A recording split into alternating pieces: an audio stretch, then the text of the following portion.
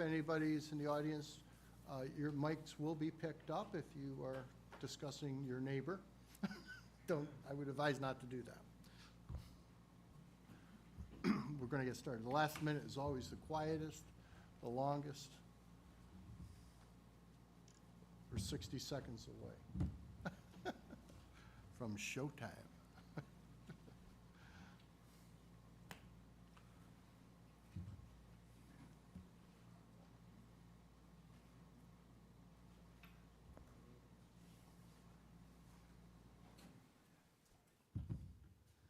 Wow, even the cooler shut off. It's really nice.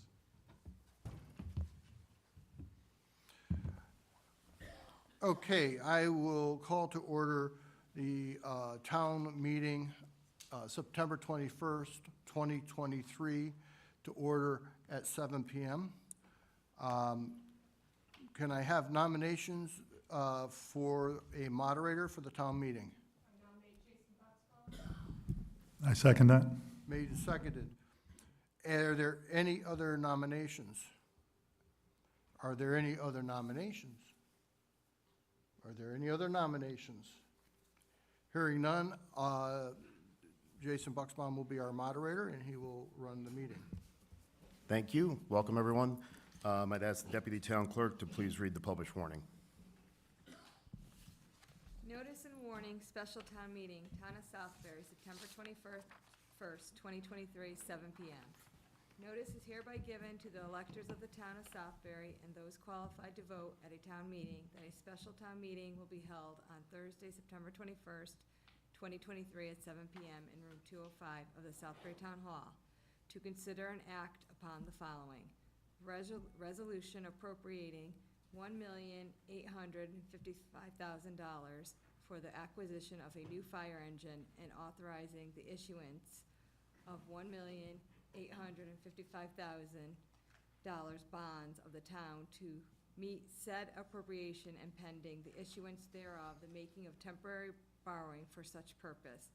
Jeffrey Manville, First Selectman, Justin Betty, Selectman, Jason Buxbaum, Selectman, John Deal, Selectman, Gregory Kuhn, Selectman, Holly Sullivan, Selectman, dated at Southbury, Connecticut, this 13th day of September, 2023. Thank you. The moderator would entertain a motion to waive the reading of the complete bonding resolution other than the title. If anyone would like to make such a motion. So moved. Is there a second? Second. Is there any discussion on the motion? All those in favor of the motion of waiving the reading of the entire bonding resolution, please signify by saying aye. Aye. Any opposed, signify by saying no. No opposed. Motion carries. I'd now like to ask the First Selectman to read the resolution, the streamlined version. Resolution appropriating $1,855,000 for the acquisition of a new fire engine and authorizing the issuance.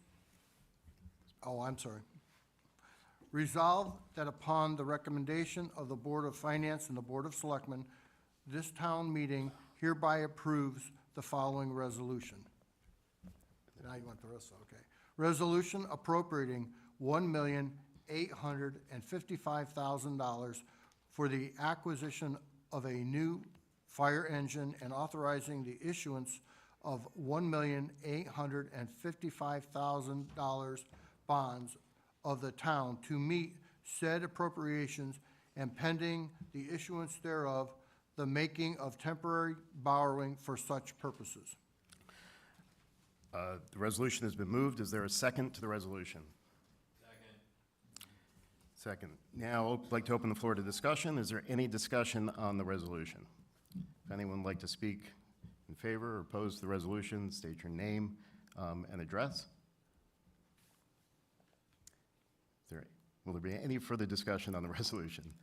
Okay, we'll close discussion. All those in favor of the resolution as presented, please signify by saying aye. Aye. Any opposed, nay? The ayes have it. The resolution carries. Would entertain a motion to adjourn. Second. Moved and seconded. Any discussion? All in favor signify by saying aye. Aye. Aye. Any opposed? Town meeting's adjourned. Thank you. And thank you to everyone, all the members of the fire department for coming out, and I'm sure the Board of Selectmen will enjoy a tour of the ladder truck when it arrives I think it'll be a while. Thank you, down the gentlemen. road.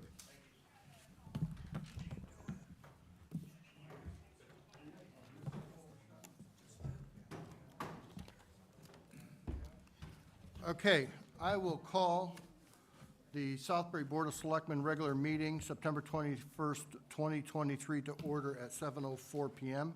Can we have the Pledge of Allegiance? I pledge allegiance to the flag of the United States of America and to the republic for which it stands, one nation, under God, indivisible, with liberty and justice for all.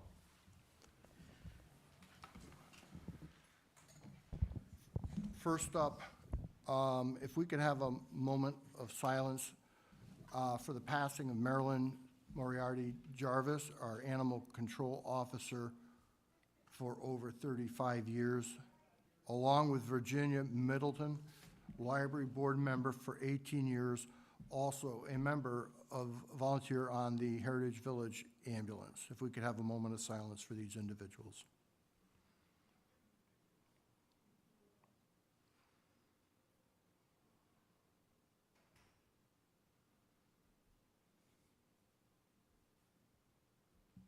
Thank you. Next up is the hiring of our police officer. Let me get my comment there. Comments. Here's my police officer.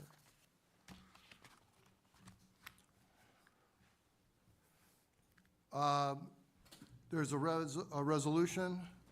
Can I have a motion to approve the resolution? Anybody?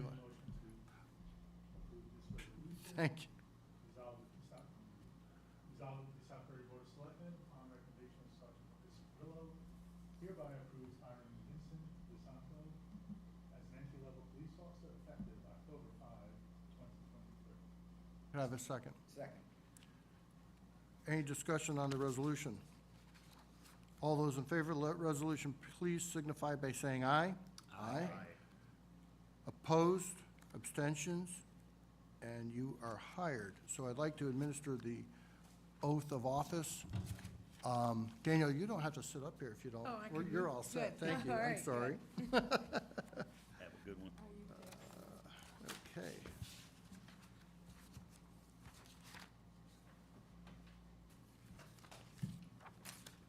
Mr. DeSanto, if you'd like to come up.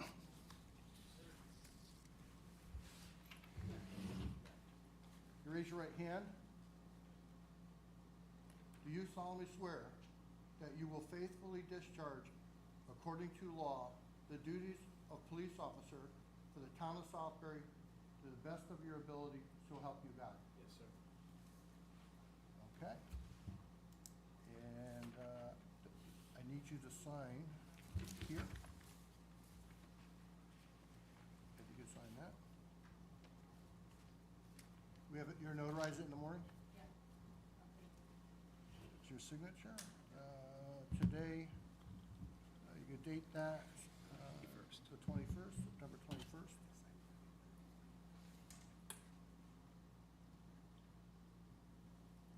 Okay, that's my pen.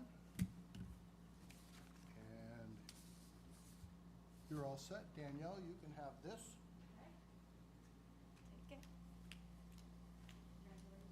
And now we have picture time. Everyone to get up here with the pictures? Sure. Guys? Come on up.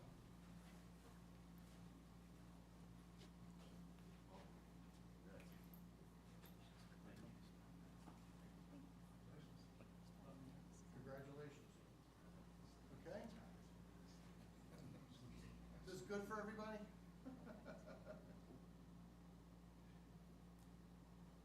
You want to get the rest of you guys, want to get in the picture? Come on up. Come on up. Tall guys in the back. Politician in the front. We got room? No, squeeze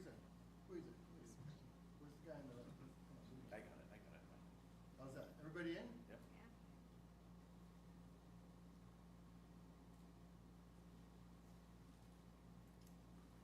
All right.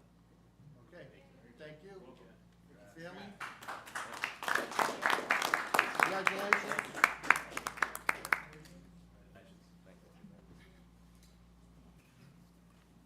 That's a fun part. And you can hang around and watch paint dry here, or you can go with your family and, all right? Thank you. Thank you. All right. Next up is the public comment section of our agenda.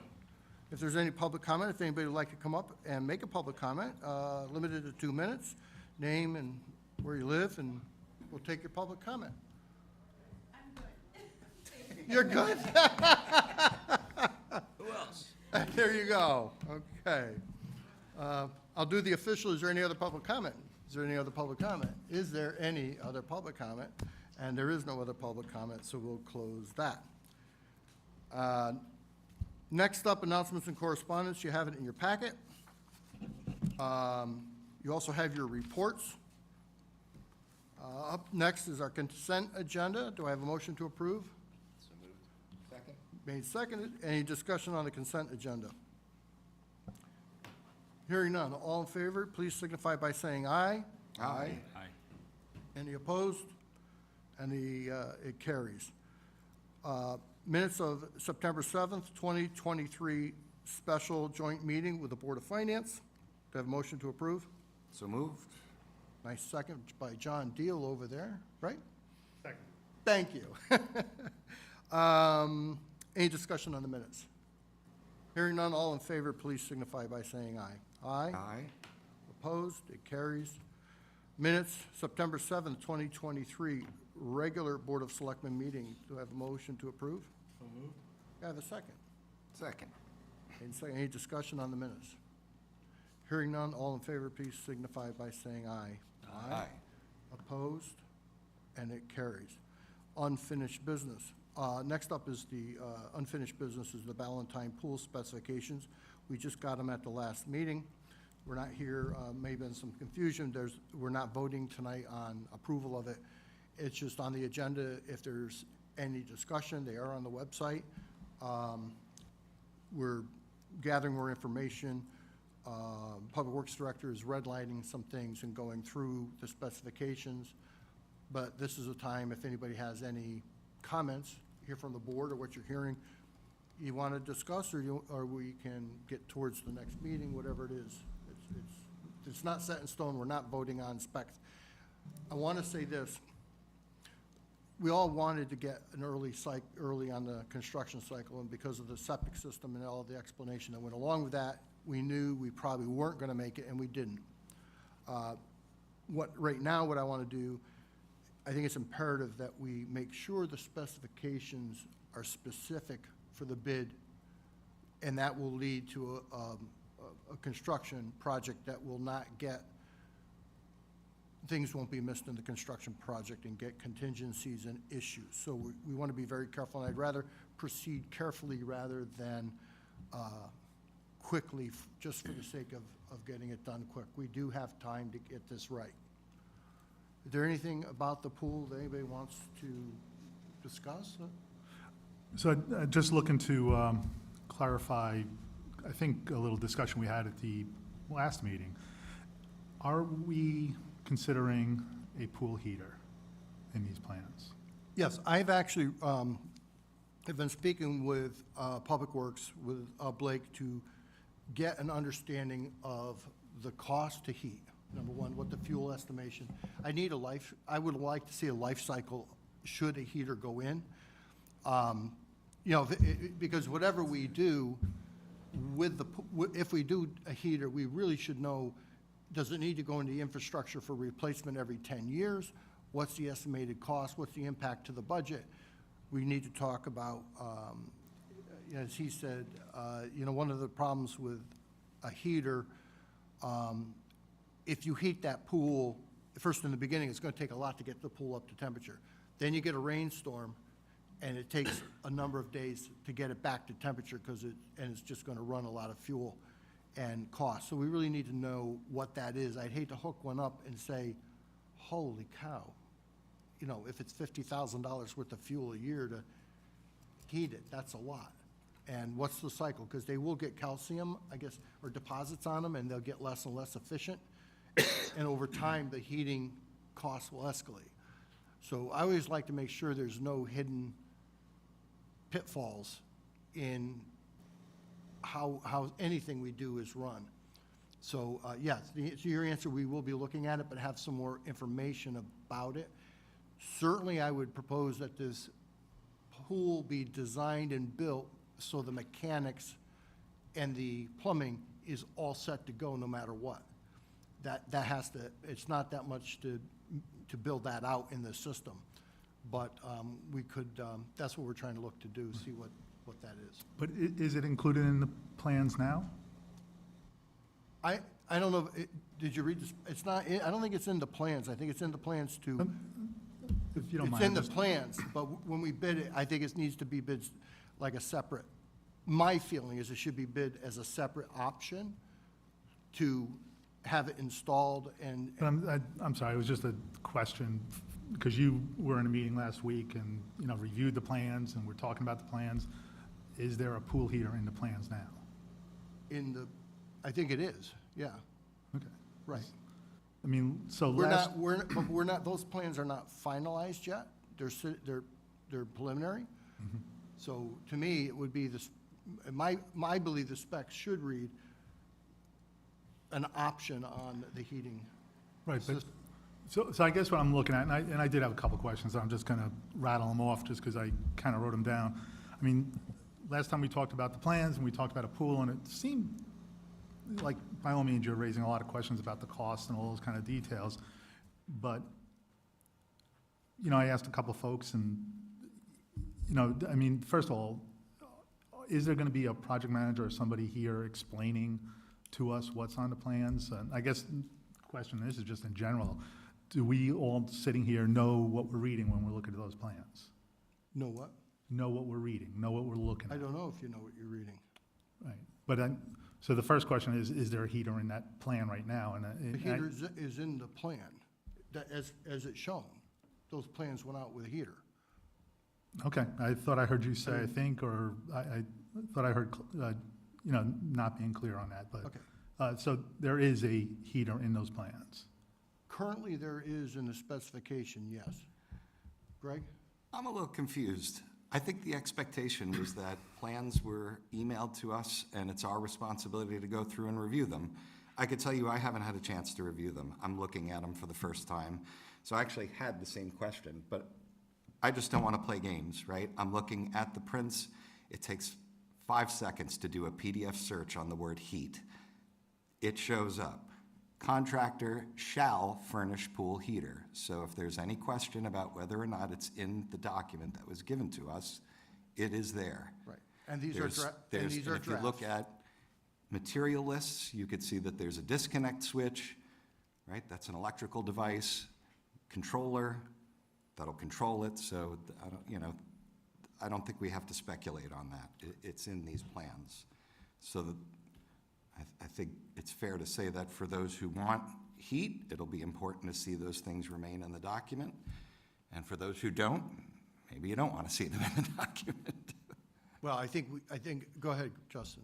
I was just going to say, I think it would probably be instructive for all of us if, it sounds like Blake is doing the redlining, if he would, if there's significant redlining going on, if he would explain it to us, either in a letter or just come down and chat with us briefly.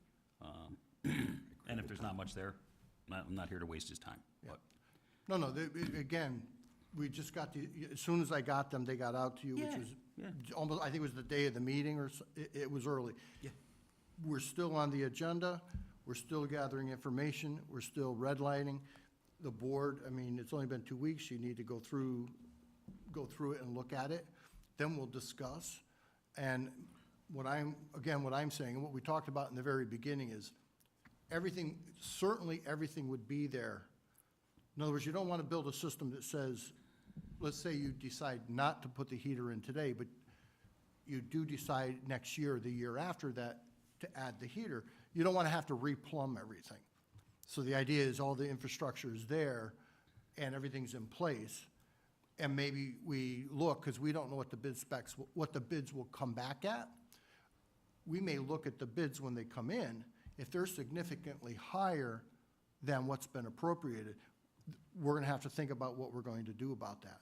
So I think we're a ways away from I know we're a ways away from making any decision tonight on voting on the specs. I know I'm not, but it's So, out there. by all means, 100%. And I think what I'm just looking to point out, I'll go back and listen to last week's meeting or 2 weeks ago, but the way I heard it was like, unless things change, it was really not a consideration because of extended hours, because of cost of heating, cost of equipment, that kind of stuff. At least that's the way I heard it. But the questions came to light because, I basically was like, well, is there room for it? And I'm like looking at these plans and I'm like, these are tight space. There's not a lot of space here. And as I looked closer, I was thrilled to see that there's a heater there, that it's piped in gas from the street or from the other building, that there is plumbing connections and everything is there. It's all, the mechanical, electrical, and plumbing is well thought out and well developed and well detailed. I would be very disappointed if during a red line process, I know these are public come back and all of a sudden all of that's gone. So hopefully, that's included as an alt spec. Because I guess just one part that's just really concerning me is we're just taking this information, and I know for sure one thing, the worst part about a project is an owner that thinks we can PM the job or project manage the job ourselves.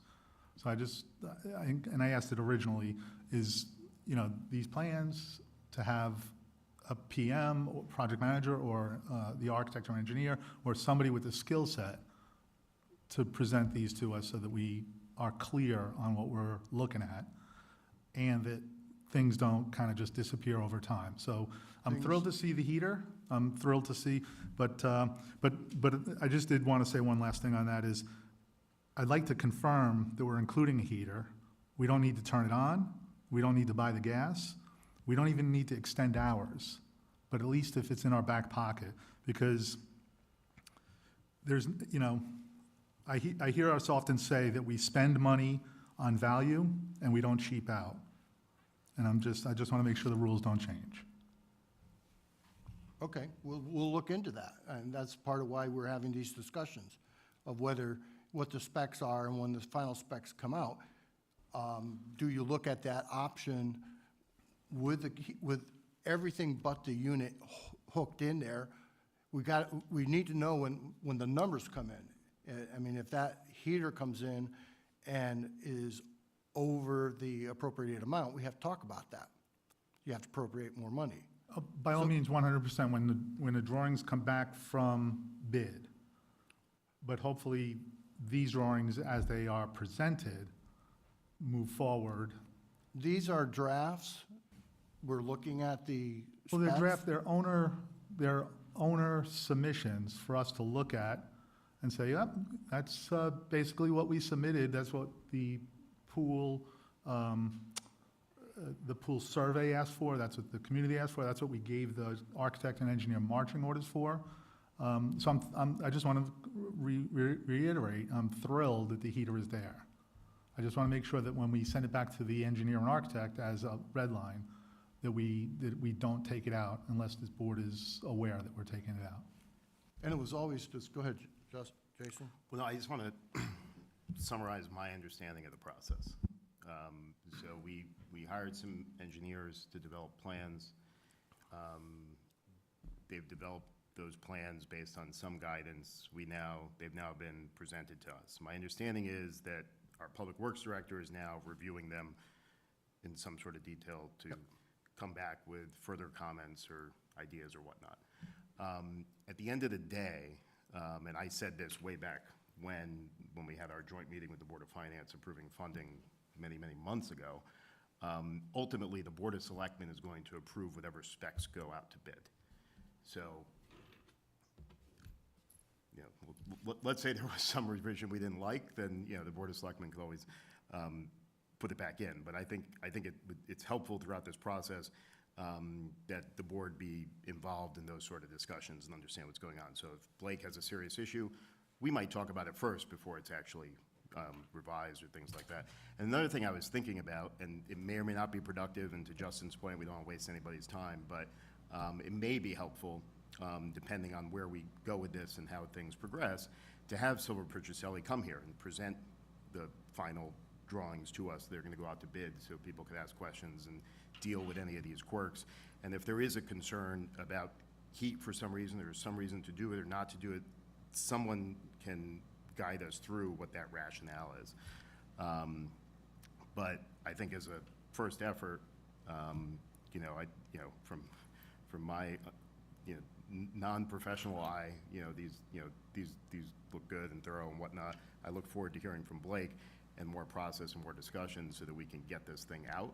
But I just wanted to make it clear, again, so it's not missed in this, because I think it's missed a little bit, is that we're the body that's ultimately sending them out to bid. So we don't have to worry about anybody, changing something without us knowing. Like, we're going to see them before they go out to bid, and if we don't like it, we change it.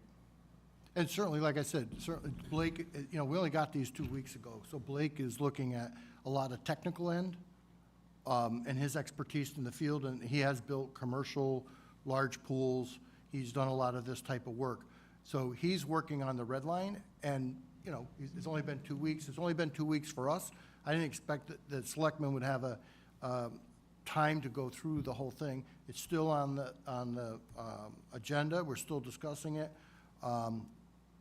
And we'll be here on the next meeting, depending on if Blake is far enough along with the specs and he feels that this is a comfortable, that he's ready to discuss and give the presentation, he would be.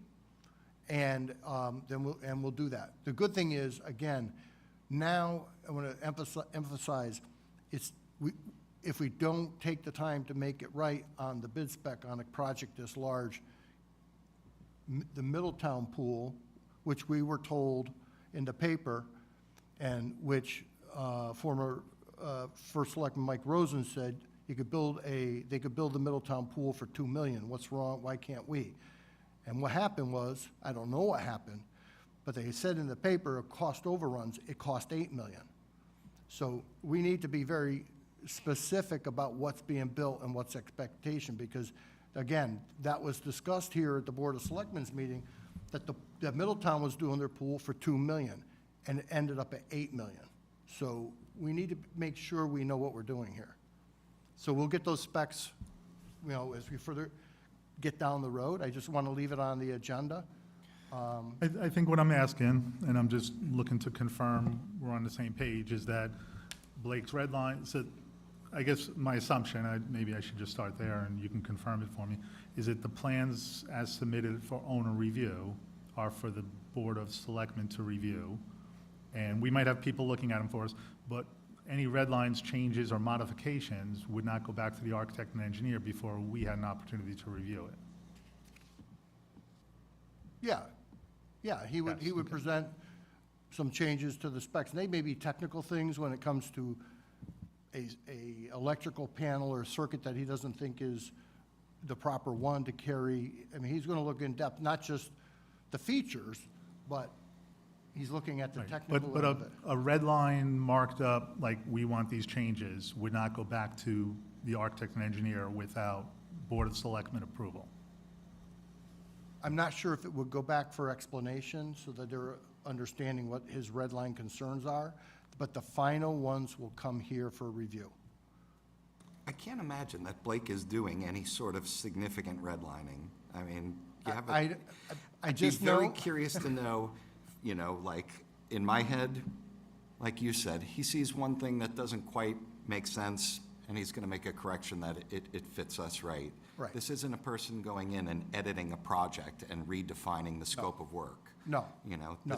This is more about, as I understand it, Blake using his experience and applying it to the materials and how they're going to be installed, and just making sure that things are the way right, right. they expected. But at He's not the gonna, same he's time, not gonna does change it from a 10-lane to a 2-lane. Can That's- I- that's because not- I Or would be what I'm comfortable- asking is, he's not going to cross out a heater and have these plans come back to us in 2 weeks without a heater on them. I just want to finish what I was saying, please. At least for me, it would be reasonable, and I'll just suggest it and take it for what it's worth, that I don't think Blake necessarily needs to justify to the entire Board of Selectmen, but maybe if he came to the pool committee, if you guys are going to meet again, and just run through the things, and if everybody, for me, if everybody on the pool committee feels like what Blake went through is fine and there's nothing questionable, I'm okay with that.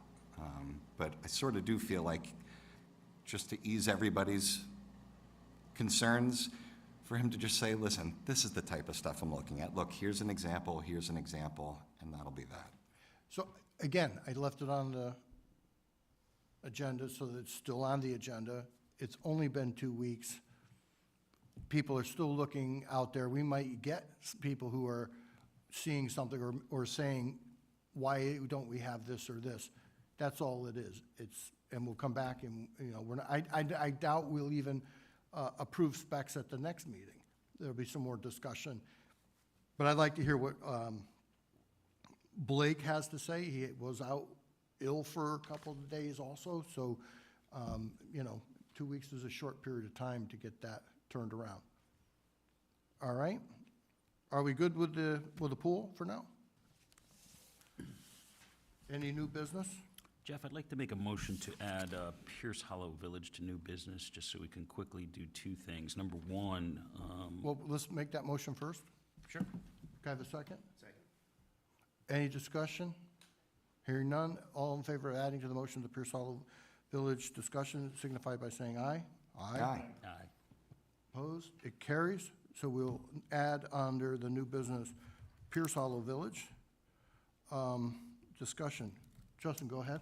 So I saw your email, obviously thanking them from their efforts. I think this body should formally thank the group for 10 years' worth of effort, which unfortunately didn't bear any fruit. So whatever that looks like, I think we should, formally thank them. And two, I think we should think about, between now and our next meeting or the one after, how we're going to move forward. So I think we should bring ideas to a future meeting, put it on the agenda, and see what we can agree to as far as how to pick it up. Because it's, in my opinion, as I said last week, it is a crucial component to our affordable housing plan and getting compliant or getting at least to a moratorium, so. Like getting Pierce Hollow up and going? What ideas Well, would we? we're probably gonna have to rename it, but the property is still earmarked for our town. And it is, again, it's gonna be crucial to us getting a good outcome as far as affordable housing in our town. As proposed, it would have added 180 units, which would have gotten us over the 2%. We could have had a moratorium, and it's crucial that we figure a way to move it forward. Yeah, I mean, it's unfortunate. I don't think there's any past boards of selectmen from when this was proposed till now that any of us, either side, opposed getting this done. It was needed for our seniors, and we definitely needed for our seniors. It's unfortunate that it was changed by the government, that there was no money. There's just, I mean, and I had meetings with a private developer, and they did too, that specializes in this through other funding and other ways to get this done. And I met with them, and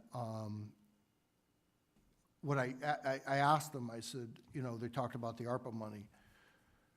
I said, is the 1.5 going to make a difference on a project of this magnitude? And basically, it would be nice, but it doesn't swing whether you're going to get the money and get it happening. I think this board justifiably was willing to move forward and support them.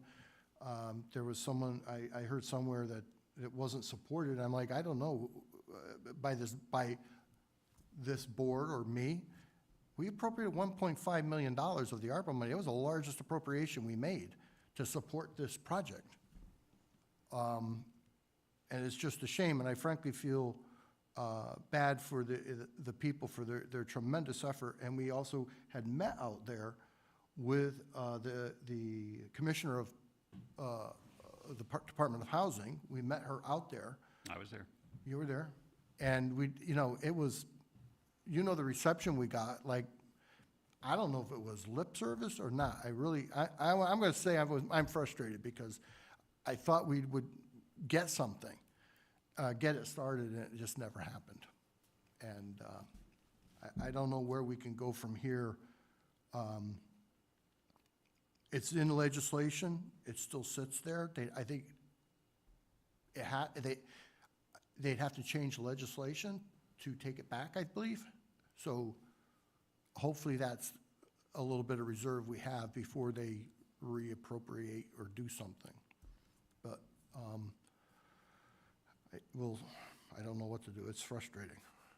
Well, I'm not gonna lie to you, I have an idea what we need to do, and we need, my opinion, and again, we should keep it on the agenda and figure out what we all agree we should do, but I think we should put together a task force to look at what a multi-gen development there would look like, how it would impact police, how it would impact our schools, and I would encourage everybody to remember that we are not developing multi-gen affordable housing there.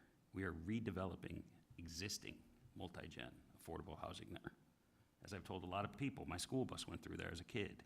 Those were all people that lived there, and the training school built it because there was nowhere for their workers to live. So if we don't do something with it, a private developer is gonna get their hands on it. They're gonna put an 830G project on there that we're probably not gonna like, and 40 years from now, it's gonna be 100% market rate apartments. So it's really on us to do some diligence here and figure out how to get something up there, my opinion. I mean, I'd like to just jot down some thoughts as you're talking. I mean, I think tonight, in the consent agenda, we just put it together an affordable housing task force for the town of Southbury. And I think it'd be very appropriate if this Board of Selectmen challenged them with a tag of a 1.5 million or whatever that ARPA funds were to put together a request for proposals or a request for concept drawings or a request for ideas and develop a plan to use that site as intended. And I think I speak maybe a little out of line, might not be 100% on this, but affordable housing financing or money from the state or federal government is not available. We know that. But it's available for young graduates, for working families, for seniors, as a collective group. And so I would strongly support challenging our newly formed task force, the Affordable Housing Task Force, to come up with that plan and to guide us properly versus having somebody come in from out of town or somebody who we don't want to, a plan that we weren't expecting. So I think we should be proactive. So let's just be clear when we discuss these things. I hear the intertwining of two words. There's a difference between affordable housing and multi-generational, low-income subsidized housing.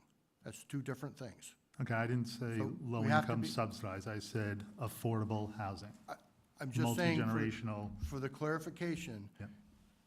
what the state of Connecticut does have available is multi-generational, subsidized, low-income housing. That's what it is. The affordable side, and Can you provide that to us? Because that's not my understanding. Yeah. Maybe the task force could. I can get a hold of. Maybe the task force Pierce could. Hollow has been working on that, and that's what they said is available, is if it was multi-generational, of low-income housing, multi-generational, 1, 2, there was a number, a certain amount of 3 bedrooms, which was the majority, 2-bedroom, and a sprinkling of 1-bedroom. And the problem was that they were running into, what they were trying to accomplish for the seniors was not going to be accomplished with 3 and 2 bedrooms. Though, in talking with some architects, including Hugh Sullivan, I believe he did his master's thesis on elderly housing. It's disappointing that two elderly people can't live in the same, as companions and look out for each other, because they have to be built elderly housing only with one, which makes it, they're isolated. So the problem that Pierce Hollow was running into, there was no money, the money was only available for multi-generational and 3 and 2 and 1. Clearly, that's what we're saying, and that's why I'm suggesting that the Affordable Housing Task Force be asked to provide a clear presentation to us, because Pierce Hollow didn't work because it's not what we're looking for. I mean, what the communities are looking for. They're not looking They get for. funded. Hang on a second. It's not because it's not what the communities are looking for. It was told to us straight from the state that the state was not interested in funding senior housing, right? Because the state is looking to support affordable housing. Affordable housing, when you Right. dig in to look at it, is when our kids get out of college or high school or decide to go into the working environment, that they can live here in Southbury. That when the police officer, who we just, I mean, you saw how old he is, he's coming into our neighborhood. Is he gonna be able to afford to live here? That's what we're looking for, affordable housing that the new police officer, the young adult, the working family, and the senior can live in. And the other question is, That's where right, it's going. the other question is gonna be, when you discuss, when we look at this, let's say you were to hire a new, if it's for our police and what their base salary is, it's $50-some thousand, okay? If they are hired at that and they are trying to get into a subsidized low-income housing project, is that above what they qualify to move in there? So if we find out that the base pay or income level is, the maximum you could make is 30,000, it's not Jeff, gonna help. it's not 30,000. It's for the police officer, the nurse, the person who worked, is to be able to afford to move You into a know, community. John, do you know this? If it was subsidized affordable low it's- income, a subsidized, low-income, subsidized, multi-generational housing, is there an income limit? For affordable housing. No, I'm asking for low income. You're telling me if this was subsidized, low income, the money that's available, that Pierce Hollow Village said was available for multi-generational, 3, 2, and 1 bedroom, subsidized, low-income housing is what is available. Do you know what that income limit is? My understanding. Do you know what the income limit is? For low income, I don't know. It's not Okay. so what I'm saying is we're not, and this is why I think the task force needs to present a clear understanding of because we're not talking about low income housing. We're talking about housing that when developed, and however it's developed, whether it's the town donated land, Pierce Hollow land, whether we had a $1.5 million something to give them to offset drawing costs, something that got the cost of that construction and that sale and that person sitting there buying that home could afford it on that $60,000 income, and the deed is fixed so that he can't turn around and sell it to the person on $200,000 income. Right. So it's to control the cost of that project, that when it was sold to that $60,000 a year police officer, he can afford to comfortably live in our community, and when he's ready, can transfer that house, sell it to another person who meets that same criteria. It's not low income. It's not somebody who's like looking for, I'm not gonna get into what it's not. I can tell you what it is. What it is somebody who can afford to live in our community, participate, make our economy great, spend money in our stores, and support those stores, work in those stores, work in the police officer. So all I'm Not saying is low we need to be income. careful about the two different names. You need to be careful about it. I know what it is. I can assure you, Mr. Deal, that I do know what low income is, and I do know what affordable is. I live it every day here in that office. I agree with Selectman Betty. You're absolutely right. We need to be able to sustain the affordable housing, not get caught in 40 years with a bunch of market rate hitting the market.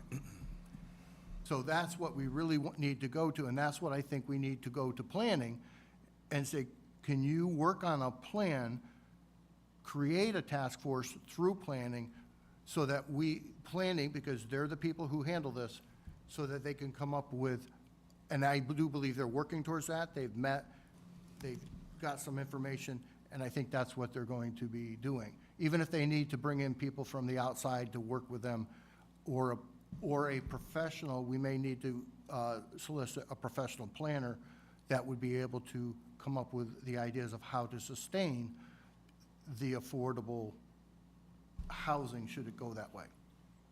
Has anybody in the state figured that out? Have other developers? I mean, we can't be the first people tackling this. That how does a town, I think it's a great idea. Like in 40 years, all of a sudden, you have however many people in affordable housing no longer able to afford their apartments because they all went to full market rate.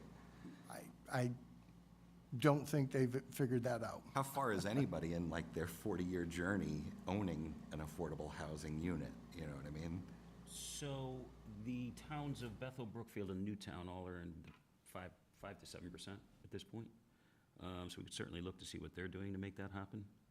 We have 100% senior place in town, obviously.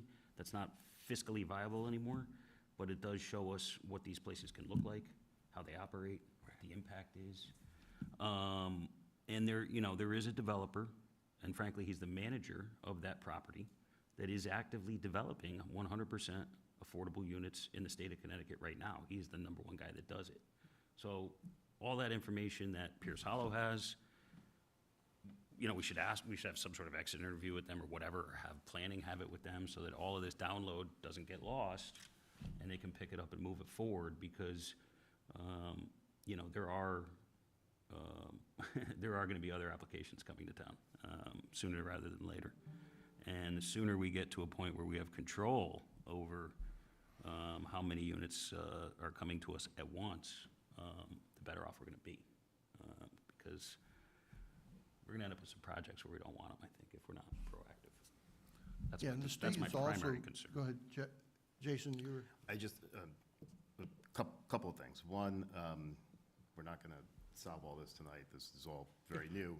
It's important to have these discussions. I think it's a good discussion to have. I just wanted to make 2 points. One, just picking up on a couple of times I heard this $1.5 million thrown about, and I just want to clarify what that was. That $1.5 million was never intended to be given to Pierce Hollow Village to help them with some site work or something like that. We gave them the $1.5 million in the hope that it would show them as a serious, viable contender for federal funds that were potentially opening up at the time we were engaged in the ARPA discussions. That was the reason and the rationale behind the $1.5 million. It wasn't to build their project. $1.5 million is a drop in a bucket. It's not getting you anywhere with a project like that. It was to assist them in their application process for federal funds so that they could show that the town was really behind them, that the community was behind them, and that they were real. That was the whole purpose of that money. It was to help them gain other money, not to go do studies or do site work or anything like that. So I just think we need to understand the purpose of those funds. And then the second thing really, and the main thing I thought we were going to talk about, though I think it's important that we continue these discussions of what Justin started with, and I don't want to lose sight of it on the day that it's on our agenda that we receive this letter, and that's to thank these folks for all the work they've done over the last 10 years. We wouldn't have that land earmarked for the town of Southbury if it wasn't for all the work, effort, sweat, tears put in by a very dedicated group of volunteers over a very long time. They really lived it, dreamed it, they wanted it to be, and it was close so many times, and it just wasn't going to be. And that's unfortunate, and it's disappointing, and we're all disappointed. And I think we don't want to lose sight of that, and I think as a board, I agree, we should do something to recognize their efforts. Like they, you know, in the end, it didn't happen, but it's started discussions, it's given us a piece of land that perhaps we can use for something. Obviously, it's earmarked for a specific purpose, but it was such important work that they did, and the way that they were able to get this entire community involved. We see what happens when we start talking about affordable housing throughout this state, right? It didn't happen with this project. The entire community got behind this project for senior affordable housing in that location, all of our boards, various administrations, this board, and I think it's a testament to all the hard work and dedication of those volunteers. So I think it's very important for us to just take a step back before we recreate their entire project and just thank them for their efforts. So I think maybe what I can do, in the next meeting, we will have a letter from the Board of Selectmen to be approved for the record with, I'll try and get all the names together, and I'll get of some people who work. I don't know if everybody who started with us are still here with us. I'll get that together so that it'll be on the next agenda, that we can put it into the public record, thanking them, each one and specifically each one for their, for the effort that this, like Jason said, the entire community believed in. It was, to get that legislation passed was not an easy task either. Art O'Neill, our state representative, pushed to get that through, and that was one of the last big things he did before he no longer was in public service. And I do not, it took a lot up there to get that done. It took a lot to get the training school farm done. That you would think things would be easier when it's done. Well, that made a lot of sense, but it is a big bureaucratic operation up there, and unfortunate. So I will have that for the next meeting. Are we okay with that? Yeah. Okay. And I would just like to piggyback on that, because I 100% agree with everything that was just said. But I did want to just clarify that we did just tonight, which is part of the reason I thought this conversation was happening a little bit more of, because you'd mentioned, like, well, we should get the planning department to have a task force and to do this work. But correct me if I'm wrong, but tonight we, and it was in the selectmen appointed the Planning Commission Affordable Housing Subcommittee as the official Affordable Housing Task Force for the town of Southbury. Mm-hmm. So I think it would honor the Pierce Hollow organization, not only that we thank them, but we showed that we were not going to let their hard work go, to dust and in remiss, but to continue the work and ask the task force how to take the next step and show us or explain to us how that property can be successfully developed to meet affordable housing. And I think that would send just a huge message that the work was very successful. Okay. Okay. Next up is the first Selectmen's report. I'm told there's chatter about to this board I want to address, that there's chatter. I'm hearing someone saying that we don't do exit interviews. And I can assure you, the Board of Selectmen, that every employee who resigns is offered an exit interview with the town HR department. It is not with me. It is with our HR person. And many have done exit interviews, and some decline, and I can't force them to have exit interviews. I also understand that there's a list, or there's floating around a letter of resignation out there, and there's some chatter about that. I want to remind the Board of Selectmen, there was a response to that resignation that all of you were sent. If you would like a copy as a reminder of my response to that person's letter of resignation, You can either pick up this copy here, or you can look at your emails and my response to that person's letter of resignation. On the state of the town, Southbury Annual Report was released on our website last week.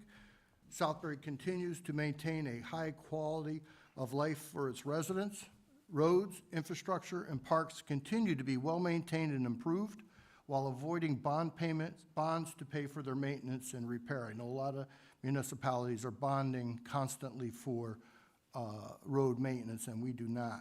We are in great financial shape. The town attained a AA1 Moody's credit rating, and our department budgets beat inflationary pressures while increasing many services. Technology continues to be a priority this year. Technological upgrades and new systems were put in place for many of our departments. These systems provide greater efficiencies and productivity amongst our employees and a better customer service experience for the public. I would like to thank the entire town staff and all our boards and committee members for their outstanding accomplishments and contributions to our town. One of the technologies we're upgrading right now is the new phones have come in. Our system is outdated. You can't get the phones, you can't get parts, and we're going to be installing that. You can find a link to the entire report on the Town of Southbury website homepage under News. Volleyball courts, we moved them from Ballantyne. We now have permanent volleyball courts are set up in Settlers Park. They are located near the gazebo and ready for use thanks to the collaboration between our Public Works Department and our Park and Rec teams. 25th Annual Southbury Celebration. So happy we were able to have our Southbury Celebration this year after a 3-year break. Despite the threat of rain, there was a wonderful turnout for our 25th Annual Southbury Celebration last Saturday. Great music, plenty of food choices and fun activities. The fireworks were fantastic. Check out the photos and video online. And the police department captured some great drone shots of the event. Yesterday was a perfect day. We had an employee picnic. We all enjoyed spending time socializing with our coworkers and enjoying the food from the pizza truck.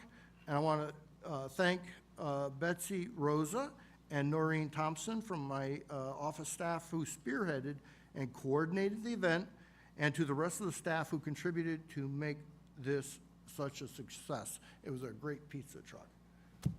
So it was a great event. If we can have reports from liaisons, Justin? Economic Development met last night. We had an update from Kevin Billmeyer about some of the things going on commercially in town, and there is some activity, some of which is obvious. Big expansion going on over at Southbury Storage next to the library. And we have some people looking at some of the vacant places in town. The 350th Anniversary Committee has a couple more big things coming up this year. The Southbury Classics and Car Parade will be October 14th. There'll be a history walk at Phillips Farm on October 7th. And there will be a gala at the Wyndham Hotel on November 18th.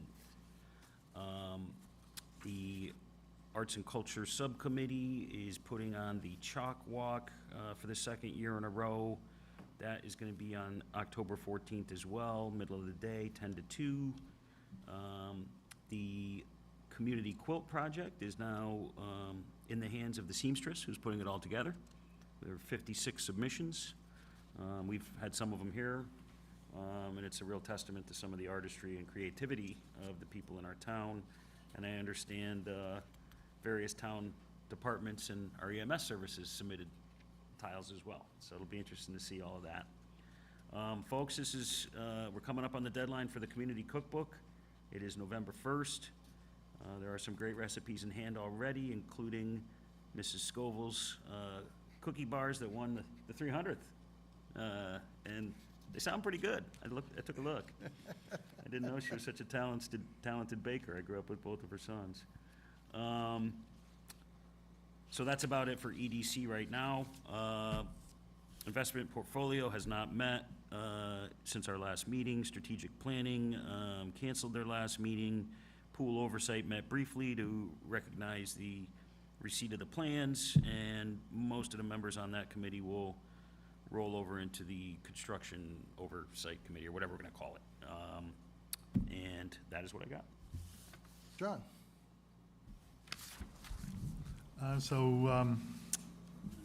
Since our last meeting, my only committee that met is Parks and Rec Commission.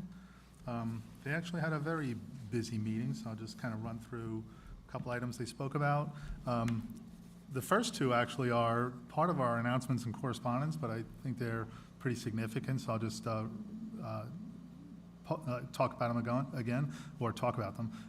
So the Connecticut Recreations of Park Association has selected as the 2023 R. Peter Ledger Young Professional Award winner is our Lexi down in the Parks Department. Take a look at the letter there.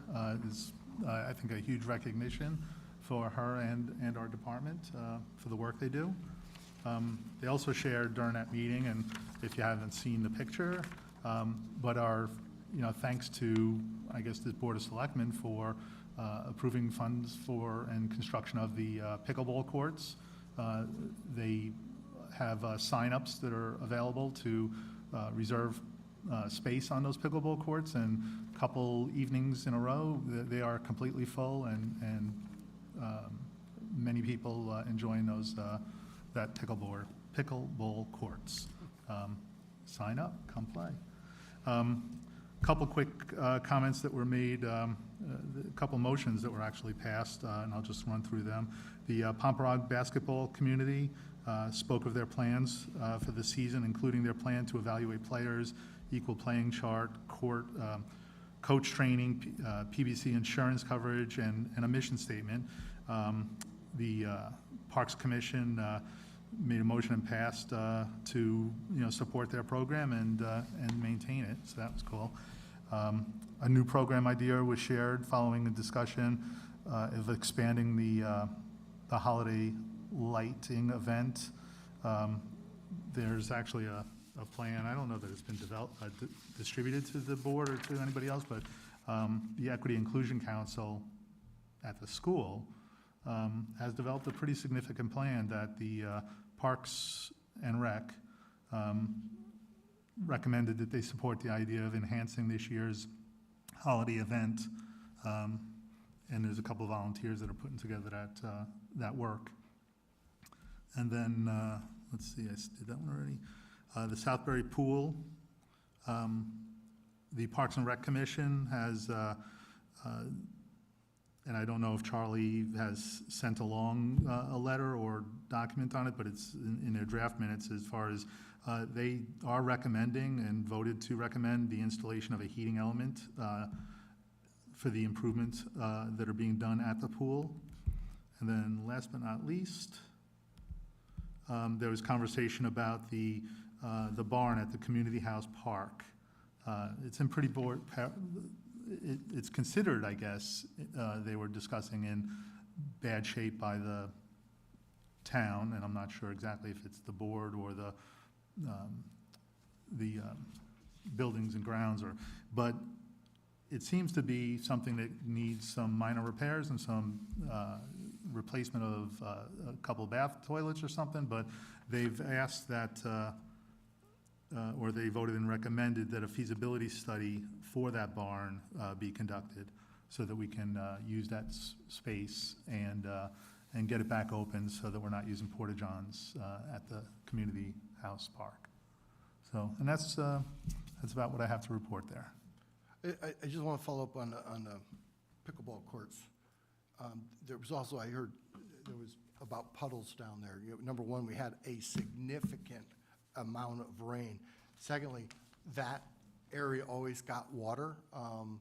And thirdly, the idea was around that was to be eventually have some sort of a rain garden effect around it, was part of the, so there's expected to be water. That's why we put the pipe in and the ramp up, and That's part of what is down there. So it's not like we didn't expect any water. We actually anticipated some water being down there.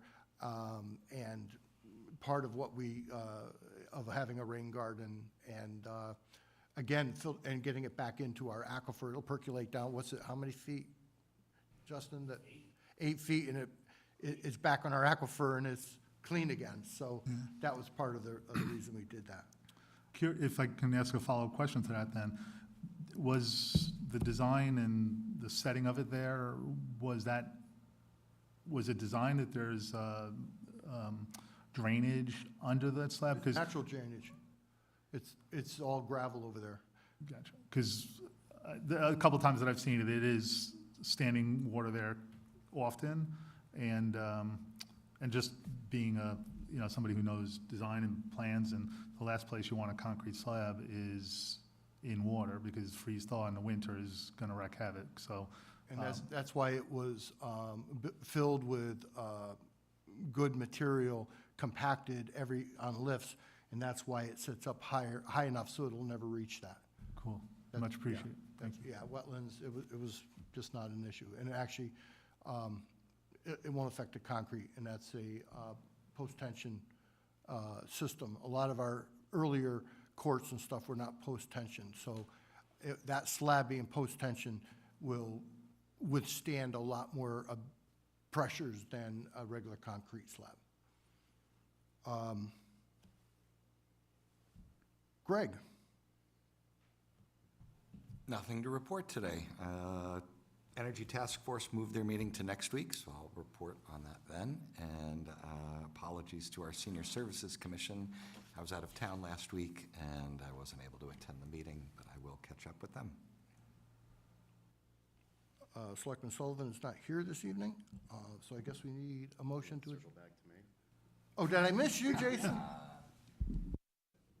Yeah, I was just trying to move it along. I'll be very brief. The only, none of my boards met except for the library board. It was their annual meeting, so they re-elected their officers, Shirley Michaels and Sharon Elias for the chair and vice chair. You'll recall that we appointed a new member that was going to take Ralph Camasso's place as the longtime treasurer, and so Hugh Tansey is their new treasurer, and John Schmidt is their assistant treasurer. They talked about a few things. I'll just mention a couple. One, the head librarian gave an update on the strategic plan that was recently passed a few months ago, and talked about certain things that she's been doing and working towards implementing it from an outreach marketing perspective, staff training. They approved sending some staff to some conferences and things of that nature. They talked about their Hoopla budget, those who frequent the library and use Hoopla. It's very popular. It's sort of reached its max, so they've used the library fund to increase their budget a bit to allow for more access to that, and I have a feeling this body will be hearing more about that at budget season when we get the library requests next year. And then the only other thing I'll mention is what we started with here today. They spent some time remembering a longtime library board member who was also the vice chair for a long period of time, Ginny Middleton. So we thank her for all of her service and thoughts with her family. And that's all I have. Now we can do a motion to adjourn. Second. All in favor signify by saying aye. Aye. Opposed, and we're adjourned. Thank you.